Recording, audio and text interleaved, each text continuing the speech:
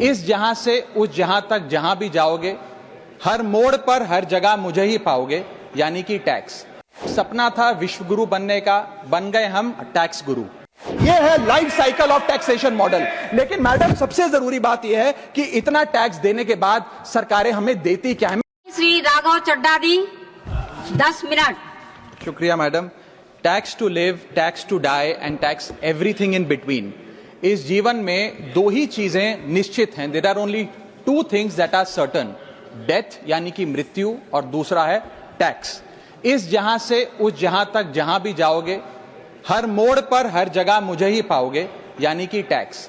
Madam, सपना था विश्वगुरु बनने का, बन गए हम टैक्स गुरु। और इतना टैक्स जो भारत की आबादी सरकार के खजाने में डालती है, उसके बदले सरकार जनता को देती क्या है, यह बहुत बड़ा सवाल है। कौन सी ऐसी हाई क्वालिटी सर्विस है जो फ्री ऑफ कॉस्ट जनता को दी जाती है? क्या हमें quality health care free of cost मिलता है? नहीं मिलता। क्या हमें वर्ल्ड क्लास एजुकेशन मिलती है? नहीं मिलती। क्या हमें फ्री वर्ल्ड क्लास ट्रांसपोर्टेशन मिलता है? नहीं मिलता। क्या हाई क्वालिटी रोड्स मिलती हैं? अगर अच्छी हैं तो टोल टैक्स भरना पड़ता है। क्या 24 घंटे 7 दिन बिजली आती है? नहीं आती। तो इतना सारा जो टैक्स सरकार इकट्ठा करती है, उसका करती क्या है? इसीलिए मैं कहना चाहता हूं दैट वी इन इंडिया पे taxes like in developed countries to get services like in sub-Saharan countries. Madam, from the moment a child is born to the very moment his family mourns his death, the government is there at every step, not to help you but to tax you. और आइए एक रोमांचक यात्रा पे चलते हैं। माननीय वित्त मंत्री जी हर बार मेरे सवालों का जवाब देते हुए मुझ पर तंज कसती हैं और कहती हैं कि शायद ये चार्टर्ड अकाउंटेंट नहीं है, इनकी डिग्री असली नहीं है, तमाम तरीके की बातें मेरे बारे में कहती हैं, निजी हमले करती हैं। मैं उनका बहुत सम्मान करता हूं, मेरे मन में उनके प्रति बहुत आदर है। ओहदे में, हैसियत में, उम्र में, अनुभव में बहुत बड़ी है मुझसे। लेकिन आज मैं इस सीए की डिग्री को किनारे करके सरल भाषा में आम आदमी की तरह इस देश के आम आदमी का दर्द आपके सामने रखना चाहता हूं कि कैसे हमारे जन्म होने से लेकर हमारे मरने तक टैक्स पे टैक्स सरकार हमसे वसूलती है। मैं आपके सामने जीवन के 8 चरण, 8 स्टेजेस ऑफ लाइफ रखना चाहता हूं। फर्स्ट स्टेज ऑफ लाइफ, जब इंसान पैदा होता है, that is the birth stage. बच्चे के पैदा होने से पहले, उसकी आंखें खुलने से पहले जो उसको वैक्सीन लगती है, उस पर 5% जीएसटी लगता है। जिस अस्पताल में बच्चा पैदा होता है, उस हॉस्पिटल के कमरे के चार्जेस पर अगर 5,000 रुपए से ज्यादा का कमरा हो तो 5% जीएसटी लगता है। बेबी केयर के आइटम्स पे 5% जीएसटी लगता है। और अगर उसके माता पिता बच्चे के पैदा होने पर मिठाई बांटे तो मिठाई पर 5% और चॉकलेट पर 18%, 28% जीएसटी लगता है। दूसरा चरण जीवन का इन्फेंसी और चाइल्डहुड यानी कि बचपन। बचपन में बेबी फूड जो खरीदा जाता है उस पर 12 से 18% जीएसटी, डाइपर जो खरीदा जाता है उस पर 12% जीएसटी, बेबी स्ट्रोलर पे 5 से 12% जीएसटी, और जो खिलौने बच्चे को दिए जाते हैं उन खिलौनों पर भी 12% जीएसटी लिया जाता है। जब मुंडन होता है बच्चे का, पहला हेयर कट जिसे कहते हैं, उस हेयर कट की सर्विसेज पर भी 18% जीएसटी, और पहली बर्थडे पार्टी पर जो फोटोग्राफी होती है, फोटो खिंचवाई जाती है, उस फोटोग्राफी सर्विसेज पर भी 18% जीएसटी। यहां तक कि नामकरण की बर्थडे पार्टी जो की जाती है उस पर भी केटरिंग सर्विसेज से लेकर खान पर 18% जीएसटी सरकार वसूलती है। अब बच्चा स्कूल जाना शुरू करता है तो स्कूल जाने पर यूनिफॉर्म से लेकर जूतों, स्कूल बैग, लंच बॉक्स, सब पर जीएसटी लगता है। 12% जीएसटी नोटबुक पर लगता है, 18% जीएसटी स्टेशनरी आइटम पर लगता है। और उसके बाद अगर कोई एक्स्ट्रा करिकुलर एक्टिविटी बच्चे को करनी हो, कोई म्यूजिक क्लास करनी हो या फिर कोई स्पोर्ट्स कोचिंग की क्लास वो ले ले, उस पर भी 18% जीएसटी देना पड़ता है। प्राइवेट ट्यूशन ले तो उस पर भी जीएसटी, और पहली साइकिल जो बच्चा खरीदता है उस पर भी 12% जीएसटी देना पड़ता है। तीसरी अवस्था जीवन की, टीनेज ईयर्स, ये वो काल होता है जो सबसे मस्त मौला टाइम होता है जीवन का, बेहतरीन बेफिक्री का। इसमें बच्चा, यंग जवान लड़का लड़की अपना पहला स्मार्टफोन खरीदते हैं। उस स्मार्टफोन पर जीएसटी लगता है, अगर महंगा हो, विदेशी हो तो इंपोर्ट ड्यूटी भी लगती है। फिर वो अपना फोन रिचार्ज कराता है, उस पर जीएसटी लगते हैं। ब्रॉडबैंड इंटरनेट का कनेक्शन लेता है, उस पर जीएसटी लगता है। नेटफ्लिक्स, स्पॉटिफाई या वीडियो गेम की सब्सक्रिप्शन लेता है, उस पर भी जीएसटी देना पड़ता है। और अगर अपने दोस्तों के साथ पिक्चर देखने बाहर जाए तो पिक्चर की टिकट पर जीएसटी, एंटरटेनमेंट टैक्स और पॉपकॉर्न पर भी जीएसटी अब लगने लग गया है। तो तमाम तरीके के सॉल्टेड कैरेमल पॉपकॉर्न पर भी सरकार आपसे जीएसटी वसूलती है।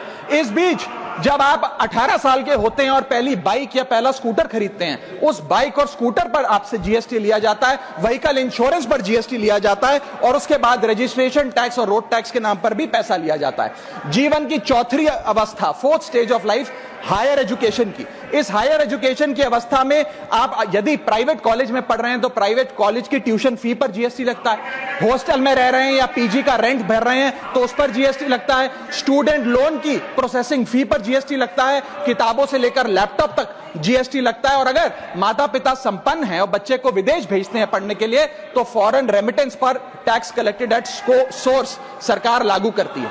अब आते हैं पांचवी अवस्था पे, जब वो अपना करियर शुरू करता है। ये वो एज है जिसे मैं golden age of direct taxes कहूंगा।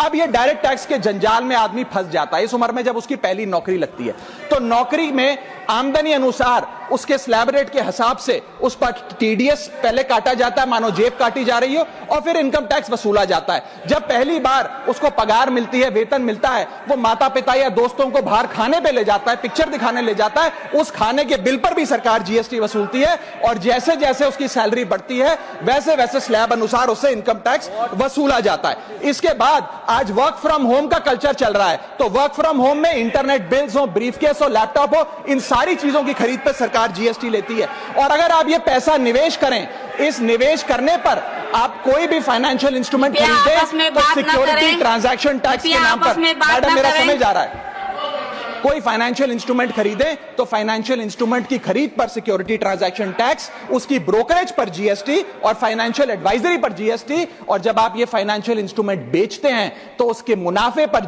सरकार आपसे कैपिटल गेन टैक्स वसूलती है। यहां तक कि हेल्थ इंश्योरेंस और लाइफ इंश्योरेंस प्रीमियम्स पर भी सरकार आपसे जीएसटी लेती है। इसी सरकार के मंत्री माननीय गडकरी जी भी सरकार से यही गुजारिश कर रहे हैं कि इंश्योरेंस प्रीमियम पे कम से कम जीएसटी हटा दिया जाए।